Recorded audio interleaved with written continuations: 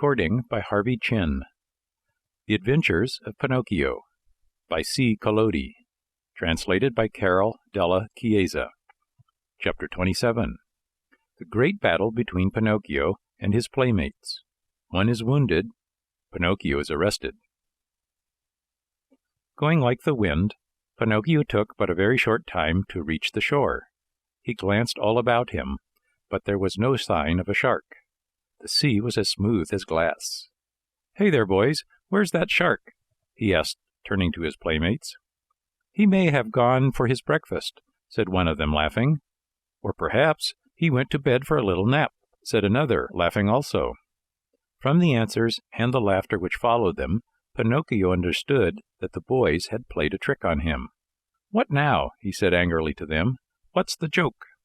"Oh, the joke's on you," cried his tormentors, laughing more heartily than ever and dancing gaily around the marionette. "And that is, that we have made you stay out of school to come with us. Aren't you ashamed of being such a goody-goody and of studying so hard? You never have a bit of enjoyment. And what is it to you if I do study? What does the teacher think of us, you mean? Why, don't you see, if you study and we don't, we pay for it. After all, it's only fair to look out for ourselves. What do you want me to do? Hate school and books and teachers, as we all do. They are your worst enemies, you know, and they like to make you as unhappy as they can. And if I go on studying, what will you do to me? You'll pay for it." "Really, you amuse me," answered the marionette, nodding his head. "Hey, Pinocchio," cried the tallest of them all, "that will do. We are tired of hearing you bragging about yourself, you little turkey cock. You may not be afraid of us, but remember, we are not afraid of you either. You are alone, you know, and we are 7. "Like 7 sins," said Pinocchio, still laughing. "Did you hear that? He has insulted us all. He called us sins. Pinocchio, apologize for that, or look out." "Cuckoo," said the marionette, mocking them with his thumb to his nose. "You'll be sorry. Cuckoo. We'll whip you soundly. Cuckoo. You'll go home with a broken nose. Cuckoo. Very well then, take that, and keep it for your supper," called out the boldest of his tormentors. And with the words, he gave Pinocchio a terrible blow on the head. Pinocchio answered with another blow, and that was the signal for the beginning of the fray. In a few moments, the fight raged hot and heavy on both sides. Pinocchio, although alone, defended himself bravely. With those 2 wooden feet of his, he worked so fast that his opponents kept at a respectful distance. Wherever they landed, they left their painful mark, and the boys could only run away and howl. Enraged at not being able to fight the marionette at close quarters, they started to throw all kinds of books at him. Readers, geographies, histories, grammars flew in all directions. But Pinocchio was keen of eye and swift of movement, and the books only passed over his head, landed in the sea, and disappeared. The fish, thinking they might be good to eat, came to the top of the water in great numbers. Some took a nibble, some took a bite, but no sooner had they tasted a page or two than they spat them out with a wry face, as if to say, "What a horrible taste! Our own food is so much better." Meanwhile the battle waxed more and more furiously. At the noise, a large crab crawled slowly out of the water, and, with a voice that sounded like a trombone suffering from a cold, he cried out, "Stop fighting, you rascals! These battles between you boys rarely end well. Trouble is sure to come to you." Poor crab, he might as well have spoken to the wind. Instead of listening to his good advice, Pinocchio turned to him and said as roughly as he knew how, "Keep quiet, ugly crab. It would be better for you to chew a few cough drops to get rid of that cold you have. Go to bed and sleep. You will feel better in the morning." In the meantime, the boys, having used all their books, looked around for new ammunition. Seeing Pinocchio's bundle lying idly nearby, they somehow managed to get hold of it. One of the books was a very large volume, an arithmetic text, heavily bound in leather. It was Pinocchio's pride. Among all his books, he liked that one the best. Thinking it would make a fine missile, one of the boys took hold of it and threw it with all his strength at Pinocchio's head. But instead of hitting the marionette, the book struck one of the other boys, who, as pale as a ghost, cried out faintly, "Oh, mother, help! I'm dying!" and fell senseless to the ground.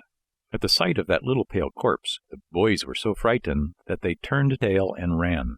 In a few moments, all had disappeared. all except Pinocchio. Although scared to death by the horror of what had been done, he ran to the sea and soaked his handkerchief in the cool water, and with it bathed the head of his poor little schoolmate. Sobbing bitterly, he cried to him, saying, "Eugene, poor Eugene, open your eyes and look at me. Why don't you answer? I was not the one who hit you, you know. Believe me, I didn't do it. Open your eyes, Eugene. If you keep them shut, I'll die too. Oh, dear me, how shall I ever go home now? How shall I ever look at my little mother again? What will happen to me? Where shall I go? Where shall I hide? Oh, how much better it would have been, 1,000 times better, if only I had gone to school. Why did I listen to those boys? They always were a bad influence. And to think that the teacher had told me, and my mother too, beware of bad company. That's what she said. But I'm stubborn and proud. I listen, but always I do as I wish, and then I pay. I've never had a moment's peace since I've been born. Oh, dear, what will become of me? What will become of me?" Pinocchio went on crying and moaning and beating his head. Again and again he called to his little friend, when suddenly he heard heavy steps approaching. He looked up and saw 2 tall carabineers near him. "What are you doing stretched out on the ground?" they asked Pinocchio. "I'm helping this little schoolfellow of mine." "Has he fainted?" "I should say so," said one of the carabineers, bending to look at Eugene. "This boy has been wounded on the temple. Who has hurt him?" Not I," stammered the marionette, who had hardly a breath left in his whole body. "If it wasn't you, who was it then?" Not I," repeated Pinocchio. "And with what was he wounded?" "With this book," and the marionette picked up the arithmetic text to show it to the officer. "And whose book is this?" "Mine." "Enough. Not another word. Get up as quickly as you can and come along with us." But I—" "Come with us." "But I'm innocent." "Come with us." Before starting out, the officers called out to several fishermen passing by in a boat and said to them, "Take care of this little fellow who has been hurt. Take him home and bind his wounds. Tomorrow we will come after him." Then they took hold of Pinocchio and, putting him between them, said to him in a rough voice, "March, and go quickly, or it will be the worse for you." They did not have to repeat their words. The marionette walked swiftly along the road to the village. But the poor fellow hardly knew what he was about. He thought he had a nightmare. He felt ill. His eyes saw everything double. His legs trembled. His tongue was dry, and, try as he might, he could not utter a single word. Yet, in spite of this numbness of feeling, he suffered keenly at the thought of passing under the windows of his good little fairy's house. What would she say on seeing him between 2 carabineers? They had just reached the village when a sudden gust of wind blew off Pinocchio's cap and made it go sailing far down the street. "Would you allow me," the marionette asked the carabineers, "to run after my cap?" "Very well, go, but hurry." The marionette went, picked up his cap, but instead of putting it on his head, he stuck it between his teeth and then raced toward the sea. He went like a bullet out of a gun. The carabineers, judging that it would be very difficult to catch him, sent a large mastiff after him, one that had won first prize in all the dog races. Pinocchio ran fast, and the dog ran faster. At so much noise, the people hung out of the windows or gathered in the street, anxious to see the end of the contest. But they were disappointed, for the dog and Pinocchio raised so much dust on the road that, after a few moments, it was impossible to see them. End of chapter 27. The Adventures of Pinocchio by C. Collodi, translated by Carol della Chiesa. Chapter 28. Pinocchio runs the danger of being fried in a pan like a fish.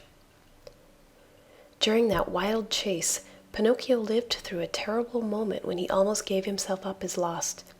This was when Alidoro, that was the mastiff's name, in a frenzy of running came so near that he was on the very point of reaching him. The marionette heard, close behind him, the labored breathing of the beast who was fast on his trail, and now and again even felt his hot breath blow over him.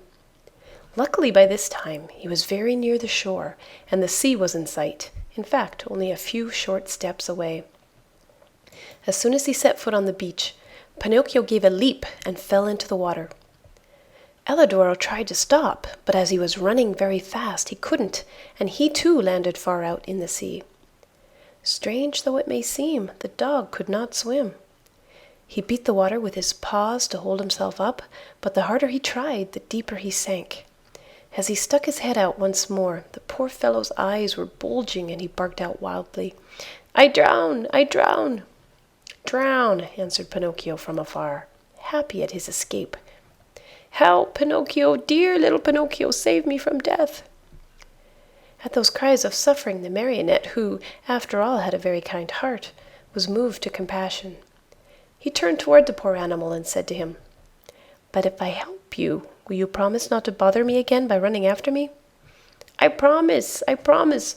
Only hurry, for if you wait another second, I'll be dead and gone." Pinocchio hesitated still another minute. Then, remembering how his father had often told him that a kind deed is never lost, he swam to Alidoro, and catching hold of his tail, dragged him to the shore. The poor dog was so weak he could not stand. He had swallowed so much salt water that he was swollen like a balloon. However, Pinocchio, not wishing to trust him too much, threw himself once again into the sea. As he swam away, he called out, "Goodbye, Alidoro. Good luck, and remember me to the family." "Goodbye, little Pinocchio," answered the dog. "A thousand thanks for having saved me from death. You did me a good turn, and in this world, what is given is always returned. If the chance comes, I shall be there." Pinocchio went on swimming close to shore. At last he thought he had reached a safe place. Glancing up and down the beach, he saw the opening of a cave out of which rose a spiral of smoke. "In that cave," he said to himself, "there must be a fire. So much the better. I'll dry my clothes and warm myself, and then, well..." His mind made up, Pinocchio swam to the rocks, but as he started to climb, he felt something under him, lifting him up higher and higher. He tried to escape, but he was too late. To his great surprise, he found himself in a huge net, amid a crowd of fish of all kinds and sizes, who were fighting and struggling desperately to free themselves. At the same time, he saw a fisherman come out of the cave, a fisherman so ugly that Pinocchio thought he was a sea monster. In place of hair, his head was covered by a thick bush of green grass. Green was the skin of his body, green were his eyes, green was the long, long beard that reached to his feet.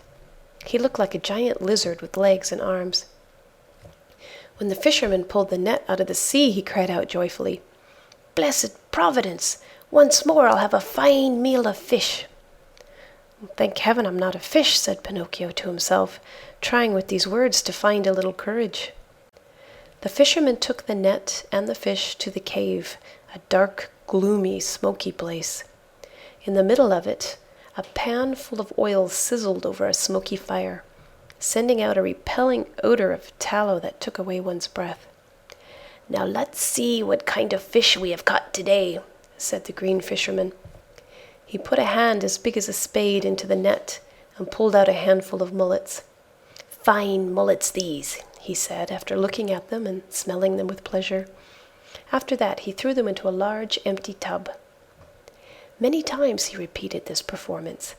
As he pulled each fish out of the net, his mouth watered with the thought of the good dinner coming, and he said, "Fine fish, these bass. Very tasty, these whitefish. Delicious flounders, these. What splendid crabs! And these dear little anchovies with their heads still on." As you can well imagine, the bass, the flounders, the whitefish, and even the little anchovies all went together into the tub to keep the mullets company. The last to come out of the net was Pinocchio. As soon as the fisherman pulled him out, his green eyes opened wide with surprise, and he cried out in fear, "What kind of fish is this? I don't remember eating anything like it." He looked at him closely, and after turning him over and over, he said at last, "I understand. He must be a crab." Pinocchio, mortified at being taken for a crab, said resentfully, "What nonsense! A crab indeed! I am no such thing. Beware how you deal with me. I am a marionette, I want you to know." "A marionette?" asked the fisherman. "I must admit that a marionette fish is, for me, an entirely new kind of fish. So much the better. I'll eat you with greater relish." "Eat me? But can't you understand that I'm not a fish? Can't you hear that I speak and think as you do?" "It's true," answered the fisherman, But since I see that you are a fish, well able to talk and think as I do, I'll treat you with all due respect. And that is, that as a sign of my particular esteem, I'll leave to you the choice of manner in which you are to be cooked. Do you wish to be fried in a pan, or do you prefer to be cooked with tomato sauce?" "To tell you the truth," answered Pinocchio, "if I must choose, I should much rather go free, so I may return home." "Are you fooling? Do you think that I want to lose the opportunity to taste such a rare fish? A marionette fish does not come very often to these seas. Leave it to me. I'll fry you in the pan with the others. I know you'll like it. It's always a comfort to find oneself in good company." The unlucky marionette, hearing this, began to cry and wail and beg.